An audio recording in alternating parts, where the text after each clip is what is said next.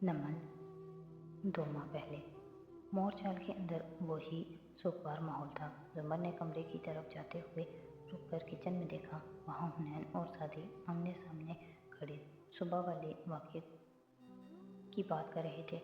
हमारे सब सबूत ख़त्म होते जा रहे हैं, वो परेशानी से कह रहा था। हुनैन नाखून मुसलसल दांत से कुतरती उसे देख रही थी। वो वीडियो है ना जो आपने हाशिम की ऑफिस में बनाई थी, इसमें हाशिम ने एतराफ़ जुर्म किया था। हम उसे अदालत में इस्तेमाल नहीं कर सकते। जुमर ने चौखट पर रुककर कहा तो वो दोनों मुड़कर उसे देखने लगे। कानूनी पेचीदगियाँ एक तरफ, इस वीडियो में हाशिम ने ये भी कहा है कि किस तरह उसने हन्ना के एग्ज़ाम्स के दौरान उसकी मदद की थी।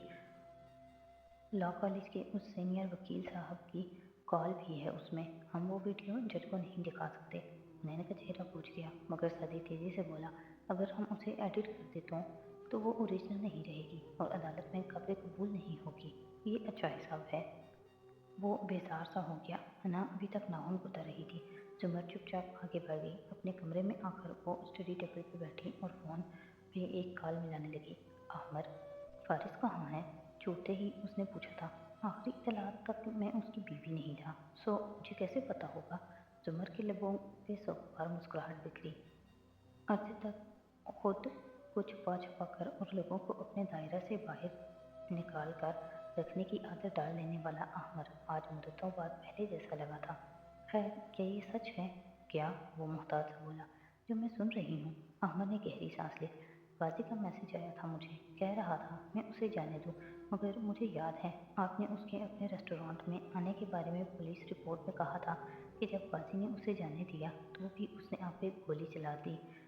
क्या ऐसे शख्स को छोड़ देना चाहिए? एकदम संजीदा और गहरा सा अहमद। कुछ अच्छा नहीं लगा?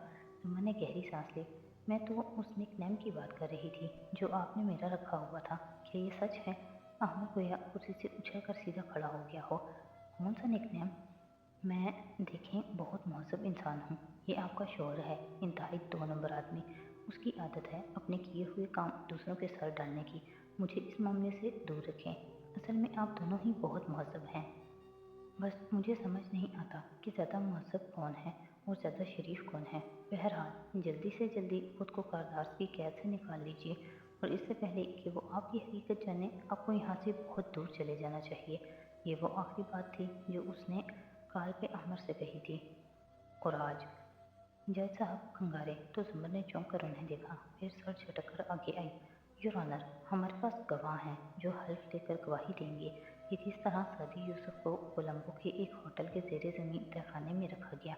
उसको वहाँ मुख्तलिफ तरीक़ों से टॉर्चर किया गया। हम उसको वहाँ मुक़य्यद रखने और देखने वाले एक एक शख्स को अदालत में पेश करेंगे और उनके बयान से ये पता लगाना मुश्किल नहीं होगा कि ये लड़का सच बोल रहा है और ये एक बहुत कठिन जंग लड़कर आया है।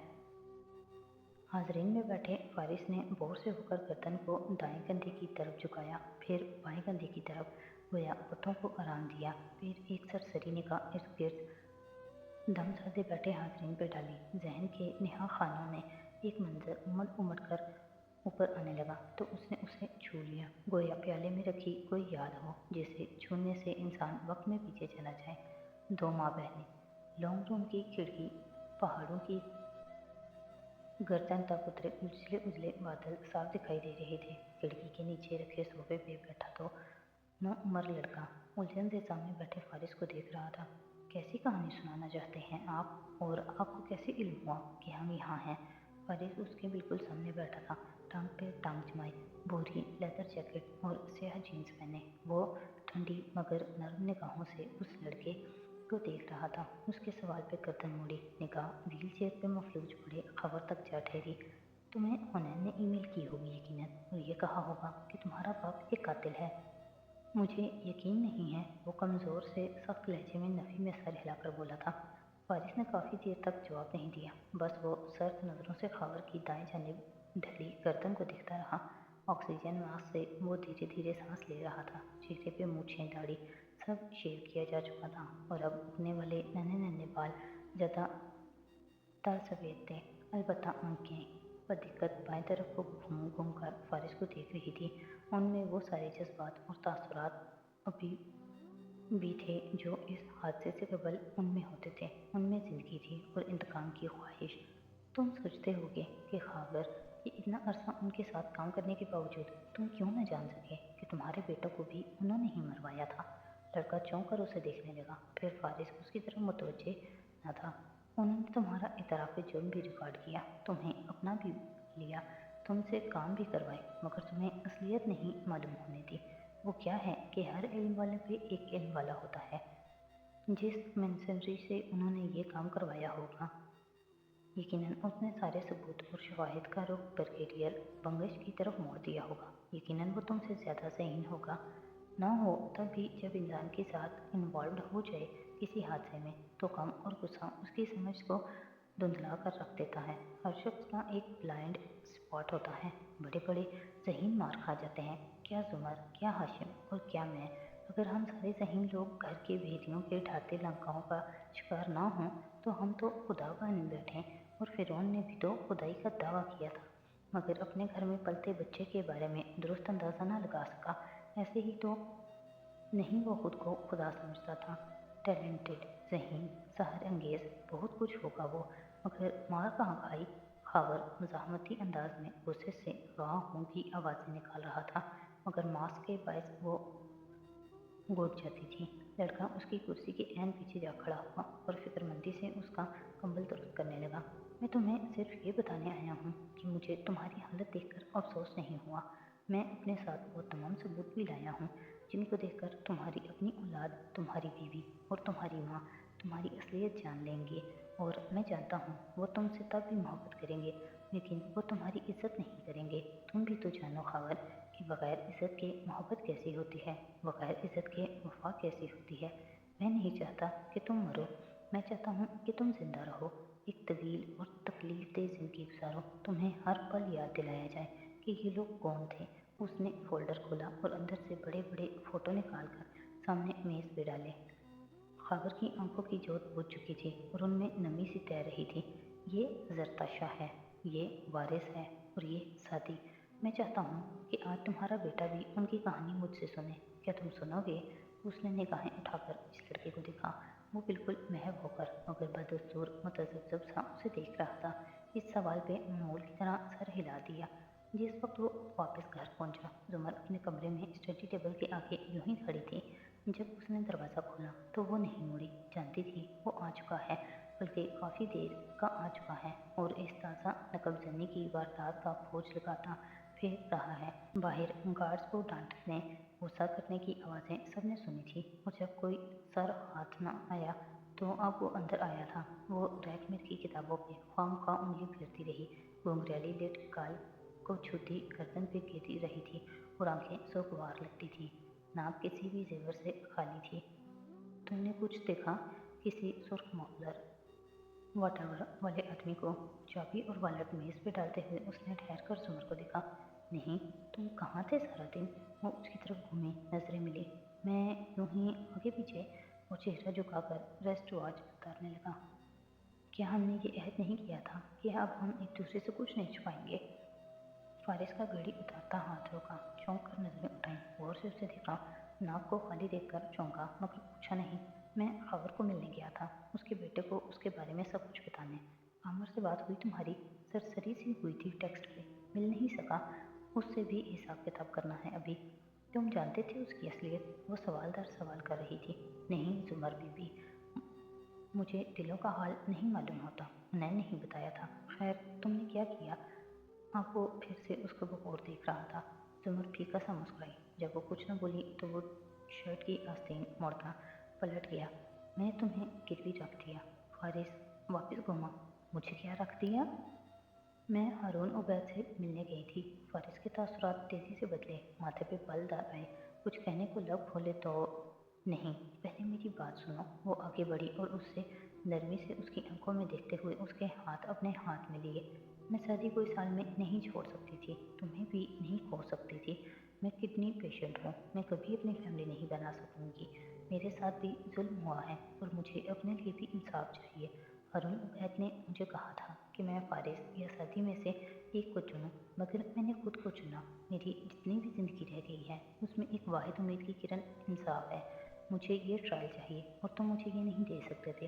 तुम उठते बैठते कह रहे थे कि ट्रायल कभी नहीं होगा। इस मसले का हल तुम्हारे पास नहीं था, हारून साहब के पास था। ट्रायल वाकई नहीं होगा जुमन, वो बरहमी से बोला था। हाथ उसके हाथों में थे। हारून उसे मना सकते हैं, मुझे नहीं मालूम कि किस तरह, मगर वो इस ट्रायल तक ले जाएंगे। अगली जंग हमारे हाथ में है, हम लड़ेंगे, जान लगा देंगे, मगर वो मैदान में तो आए ना। और बदले में क्या मांगा हारून साहब ने? वो उसी दृष्टि से बोला था। उसे बहुत बुरा लग रहा था। जुमर की बेचैन निगाहें उसके चेहरे पे भटक रही थी। तुम्हें मांगा था, और मैं तो जैसे कोई खिलौना हूँ ना, है ना? मैंने वादा किया है कि तुम्हें छोड़ दूंगी अगर वो हाशिम को ट्रायल तक ले आए। वो सिर्फ तुम्हें अपनी बेटी के लिए चाहते हैं, वो उसके लिए कुछ भी कर लेंगे। तुम मुझे छोड़ दोगी? उसकी आवाज़ आखिर में, बस आखिर में कांपी थी, खौफ से, गुस्से से। जो मेरा है फारिस, वो मेरा रहेगा। मौत के अलावा कुछ भी हमें अलग नहीं कर सकता। अगर मुझे यकीन ना होता कि तुम मेरी बात को, इस गेम को गलत लोगे, तो मैं ये डील कभी ना करती। क्या बिगाड़ लेंगे वो मेरा अगर मैं इनकार कर देती हूँ? अच्छा, वो उसके हाथ थामे उसे संजीदगी से मेज़ के किनारे बैठा। तो बाद में तुम अपनी बात से कैसे मुकरोगे? ये सोचना और इस मामले को संभालना तो तुम्हारा काम है। तुम मेरी हिफाजत करोगे, तुम मेरा दिफा करोगे, और जिस दलदल में मैंने खुद को डाल दिया है तुम मुझे उससे निकालोगे। ये तुम्हारी वजह से ही मुझे बेफिक्री थी। उसने गर्दन खड़ा कर बहुत एतमाद से कहा था। फारिस की पेशानी के बाल गायब होने लगे, ऐसे कि वो कभी थे ही नहीं। फिर उसने गहरी सांस ली। तुम ये सब करने से पहले मुझसे पूछ भी सकती थी। मैंने कहा ना, मैंने खुद को चुना है। और अब मतलाही नज़रों से उसका चेहरा देख रही थी। तुम खफा हो? नहीं, मगर मुझे अफसोस है कि मैं अभी तक तुम्हें ये यकीन नहीं दिला सका कि मैं तुम्हें किसी काम से नहीं रोकूंगा। आई एम सॉरी, अगर मैंने तुम्हें ये महसूस करवाया है कि तुम मुझे एतमाद में लोगी, तो मैं तुम्हें तुम्हारी मर्जी के काम से मना कर दूंगा। अब अगर गुस्सा करोगे तो कैसे आएगा मुझ पे एतमाद? वो तेजी से बोली थी। दिल अलबत्ता धड़क रहा था, वो खफा तो लग रहा था। गुस्सा क्यों करूँगा? मुझे तो खुश होना चाहिए कि दो खूबसूरत औरतें मेरे लिए लड़ रही हैं, और वो गुस्से में ही लग रहा था। जुमर के अब तो खफी से कटे हुए हाथों से हाथ निकाल लिए। एक खूबसूरत औरत, तंबीह की। हाँ, एक खूबसूरत औरत एक चुड़ैल से मेरे ऊपर लड़ रही है। हद है। सर झटक कर वो उठ खड़ा हुआ। उसको बुरा लगा था और वो कोशिश कर रहा था कि कुछ सख्त न कह दे।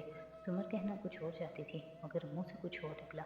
उन्होंने जमानत के तौर पे मेरी लोन रख ली है, जो तुमने दी थी। वो जो आगे जा रहा था तेवरा कर घूमा, चेहरे पे बेयकीनी उभरी, आंखें फैली। व्हाट? वो बुलाया था। जुमर दो कदम पीछे हुई, चेहरे पे जमानों की सादगी तारी कर ली। इस रोज़ पुलिस स्टेशन में वो मेरे पर्स में थी। मैं बार बार उसकी डिब्बी को निकाल कर खोल कर बंद करती थी। कोर्ट में जमानत की समाअत के दौरान भी वो मेरे पर्स में थी, और मेरा हाथ पर्स के अंदर बाहर ही रहता था। मैं इतने दिन से उसे पहनना चाह रही थी, हिम्मत नहीं कर पा रही थी। फिर जब उनके ऑफिस में गई तो उन्होंने मुझे कहा कि वो जानते हैं इस लोगों का किस्सा। उसको कैसे पता? वो फिर घुर्राया था। गुस्से से उसका चेहरा सुर्ख हो रहा था। जब मैंने तुमसे लौंग के पीछे झगड़ा किया था तो सदाकत वही था। मुलाजमों की आदत होती है, इधर की उधर करते हैं। उसने कारदार्स के किसी मुलाजिम को कहा होगा, और उसने आके हारून उबैद हमारे ख़ानदान पे अरसे से नज़र रखे हुए हैं, उनको पता होगा। जाहिर है जब मैं वहाँ गई होंगी तो उन्होंने मुझसे वो लौंग मांग ली। वो यादसे से बता रही थी। उसे कैसे पता चला कि वो तुम्हारे बैग में है? सिक्योरिटी चेक पॉइंट पे मेरा पर्स स्कैन हुआ था ना, एक जगह पर्स की तलाशी भी ली गई थी। उन्होंने कहा कि इमेज देखकर उनको मालूम हो गया है कि ये वही लौंग है। शायद वो सिर्फ मेरे ऊपर अपनी धाक बिठाना चाह रहे थे, और तुमने वो उनको दे दी। फिर और क्या करती? मुझे उनको यकीन दिलाना था कि मैं सच बोल रही हूँ। जुमर, जुमर। वो हाथ उठाकर बहुत कुछ कहना चाहता था, फिर हाथ गिरा दिए। पहले सर झटका, फिर दाएं बाएं चक्कर काटने लगा। अब तुम यूँ करो, मुझसे खफा हो जाओ, ताकि हम आपस में ही लड़ते रहें और बाहर के लोगों से लड़ने की ज़रूरत ही ना पड़े। हम यूँ ही खुद ही लड़ते लड़ते ख़त्म हो जाएंगे। तुम्हारे नज़दीक उस तोहफे की अहमियत नहीं थी। वो घूमकर उसके सामने आ खड़ा हुआ और बरहमी से उसे देखा। वो एक पत्थर था फारिस। मैं एक पत्थर को खोकर एक इंसान को नहीं खो सकती थी। मुझे यकीन था, वो सादगी से कह रही थी। वो लाजवाब हुआ था। फिर चंद लम्हे तक गहरी सांस लेकर खुद को बदिक्कत नॉर्मल करने लगा। ठीक है, वो एक पत्थर था, लेकिन अगर तुम्हें कोई काम था तो तुम मेरे पास क्यों नहीं आई? तुम ये नहीं कर सकते थे। वो उसी मेज़ के कोने पे बैठ गई जहाँ चंद लम्हे कबल वो बैठा था। तुम्हें कैसे पता कि मैं ये नहीं कर सकता? और हारून साहब कैसे करेंगे? ये मालूम है तुम्हें? वो हाशिम के दोस्त हैं, किसी भी तरह उसे राज़ी कर लेंगे और वो अपनी बेटी के पास जाएंगे और उसे उसके पास भेजेंगे ताकि वो उससे झूठे वादे करे और हाशिम को राज़ी करे। जुमर चौंक कर खड़ी हुई, आंखों में ढेरों इस्तेजाब भर आया। बेकार बातें मत करो फारिस, कोई अपनी बेटी को यूँ इस्तेमाल नहीं कर सकता। जुमर, हर आदमी जो अमीर हो जवाहरात की तरह नहीं होता जो औलाद पे जान चढ़ गई। वो ऐसा आदमी नहीं है। उसे न अपनी बेटी से कोई ख़ास लगाव है, न वो उसका ख्याल रखता है। मोहब्बत ज़रूर होगी क्योंकि वो फितरी चीज़ है, लेकिन वो ये सब अवतार की खुशी के लिए नहीं कर रहा। वो ये सब अवतार के लिए ही कर रहे हैं। वो यकीन से बोली, गलत। फारिस नफ़ी में सर हिला रहा था। वो सिर्फ करदार की बर्बादी चाहता है। दोनों कारोबार में शराकतदार हैं। एक डूबेगा तो उसकी सारी दौलत, शेयर्स, ताल्लुकात सब दूसरा हासिल कर लेगा। वो दिल से चाहता है कि हाशिम मुकदमे में उलझे। उसके लिए वो तुम्हें और अवतार दोनों को इस्तेमाल कर रहा है। अवतार हाशिम को राज़ी करेगी और तुम अपनी कश्तियाँ जलाकर इस मुकदमे के लिए अपनी जान लगा दोगी। सबसे ज़्यादा फ़ायदा उसी को होगा। वो कितनी ही देर छल बैठी रही, फिर चौंकी। और अवतार का क्या होगा? वो जिंदगी में पहली दफ़ा ये नाम लेते हुए उसकी आवाज़ में परेशानी झलकी थी। हारून साहब को उसकी इतनी परवाह होती तो उसको इस जंग में क्यों धकेलते? किसको कॉल कर रही हो? वो जो तलखी से कह रहा था, रुक कर बोला। जुमर सुने बगैर फ़ोन कान से लगा चुकी थी। फारिस को खामोश रहने का इशारा किया। वो लब भिंजे उसे देखे गया। 24 घंटे के अंदर अंदर आपकी कॉल मौसूल हुई है। क्या इरादा बदल गया है आपका? जुमर साहिबा, हारून उबैद का नर्म और नपतुला लहजा कानों से टकराया था। मुझे अपना हीरा वापस चाहिए। मैं इस डील को ख़त्म करना चाहती हूँ। क्यों? मुझे डर है फारिस को ना पता चल जाए। मैं बहुत खौफजदा हूँ। प्लीज़ मुझे ब्लैकमेल मत करें और उसे वापस कर दें। वो मिन्नत कर रही थी। फारिस ने घूर कर उसे देखा। अब बहुत देर हो चुकी है मिसेस जुमर। देर कैसे हुई? अब तक हाशिम से बात तो नहीं हुई होगी आपकी? मेरी बेटी आपकी वजह से उससे बात करने गई थी और अब जबकि उसने इतना बड़ा खतरा मोल ले ही लिया है तो आप पीछे नहीं हट सकती। आप अपनी ही बेटी को कैसे कैसे इस्तेमाल कर सकते हैं? वो उससे बड़ी बेबसी से बोली थी। फारिस अब सामने सोफे के किनारे जा बैठा था। हारून और भी कुछ कह रहे थे मगर जुमर ने आप बीमार हैं, सुना आपने? आप बीमार हैं कहकर मोबाइल पर डाल दिया। वो एकदम डिस्टर्ब नजर आने लगी थी। अच्छा परेशान मत हो, अवतार के साथ जो किया है उसके बाप ने किया है। वो आपके ज़रा नरमी से बोला। जुमर ने चेहरा उठाकर मखमूम आंखों से उसे देखा। तुम्हें मुझ पर बहुत गुस्सा आ रहा होगा, है ना? सारी उम्र आता रहा है, कोई नई बात थोड़ी है। लेकिन खैर तुम मुझे बताओ, तुम क्या चाहती हो? तुमसे नहीं होगा तो क्यों? जुमर तुम बताओ, तुम क्या चाहती हो?